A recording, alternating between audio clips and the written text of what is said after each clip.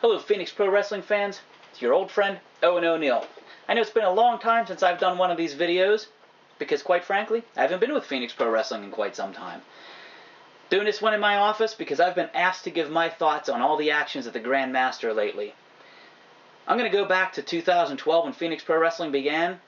That fall we dealt with Latham, the demon under the mask, or the mask was demonic, or Grand Master, I'm giving you a pass, that was just way too strange. June 2013, Thunder in the Valley, Windber, Pennsylvania. Yep, that Monday I got the pink slip. Yeah, thanks.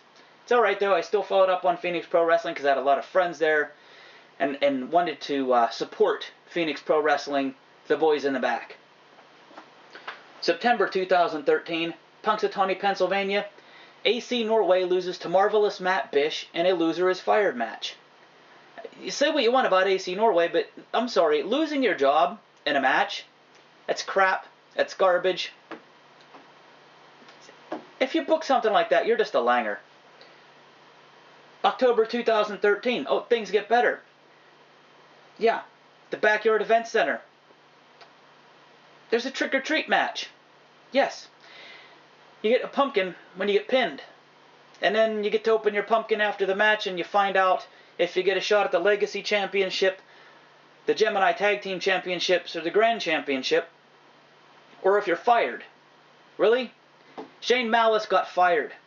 One of the best talents in indie wrestling lost his job in Phoenix Pro Wrestling. Grandmaster, that's in a matter of 4 months, you did 3 crazy, stupid things. Then on December 2013, you let Travis Dufour take the chalice and put it on a line against Tyler Caton in a singles match. Yes, the former Starlight Gays, they imploded, exploded, ripped apart, were no longer tight. Yeah, you let them defend the chalice in a singles match. The chalice is meant to be put up once a year in a tournament, not singles matches.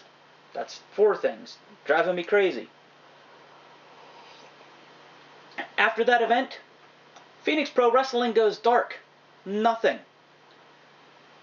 Then I got a letter, 2014, that September, right after Labor Day, asking me to help Phoenix Pro Wrestling come back to Johnstown. I love Johnstown. It's my second home, folks. So, of course, I took up the offer. We returned to the Oil House at People's Natural Gas Park on November the 8th.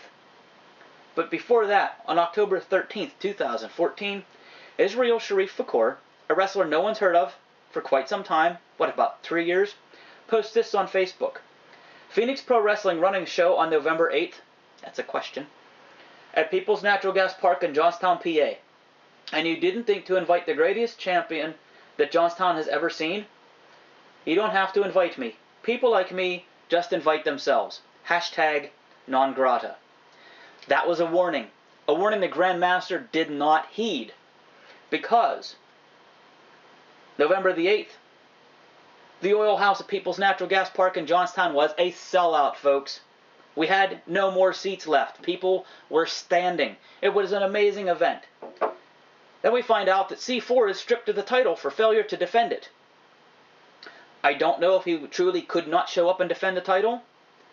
Phoenix Pro Wrestling had been dark for almost a year, so really, did it matter? But the Grand Master chose to strip C4. I feel he should have worked a deal with the all-natural C4 and let C4 defend the championship. There again, don't agree with you on that one either, Grand Master. Travis Dufour thought Marvelous Matt Bish could just put the title on him since they were all members of Marvelous Enterprises. That didn't work out too well. The Grand Master gets the title in his hands. Travis Dufour slaps him. Why was he even allowed right up to the Grand Master to do such a thing? Grand Master, your security's lax. And you'll find out later that show, it haunted you. Stupid, stupid move, wasn't it? Yeah. Because after we have qualifying matches for the Grand Championship, with 3 of them, the winners were the Marvel Jake Young, Adam Gnostic, and Skull from Riot City. What a great, great Grand Gemini Tag Team Championship. MC Squared put the titles on the line. Then, in the main event, the Red River Rebel, James Ford, puts the Legacy Championship on the line against Zach Rain. This is Zach's last shot while James Ford is champion. He pulled it off, folks. In a nice sign of respect, James Ford handed Zach Rain that title, laid it on his shoulder. As Zach left the ring, James Ford was attacked by Randall Fairway, another man we haven't seen in wrestling for quite some time. He hangs James Ford upside down in the corner and begins to beat him senseless. Meanwhile, a man dressed all in black comes in and hits a move we all know around here in Johnstown as the East-West Blast Test. That's right, that man unmasked himself was none other than Israel Sharif Fakor. Grandmaster, the warning was here. It was right here. It was right on his Facebook page. And you did nothing to prevent these men from coming into that building, coming through the crowd, jumping the barrier, and getting in the ring, and putting James Ford out. Completely out of wrestling. Not just Phoenix Pro. He's done. He can no longer wrestle. The man's lucky he could hold a day job right now. Grandmaster, that's your fault. I'm putting the blame on you. Just so you know, there's another warning ISP posted on November 22nd. You have the audacity to run your wrestling show in a building that Randall Fairway and myself made famous, the Westmont Grove. I thought you would have learned your lesson that running shows in Johnstown will be met with swift action. Hence why James Ford may never step inside a wrestling ring ever again. However, I see you want to play, how they say, hardball. Okay, my friend, play your hardball. In Iran, we throw stones at people like you for lesser offenses.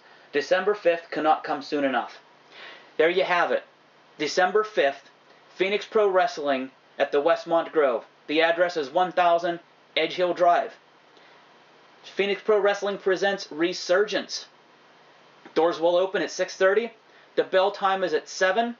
I believe there's a pre-show starting a little bit early. Not going to mention who's on that. I think it's pretty cool. You folks will like it.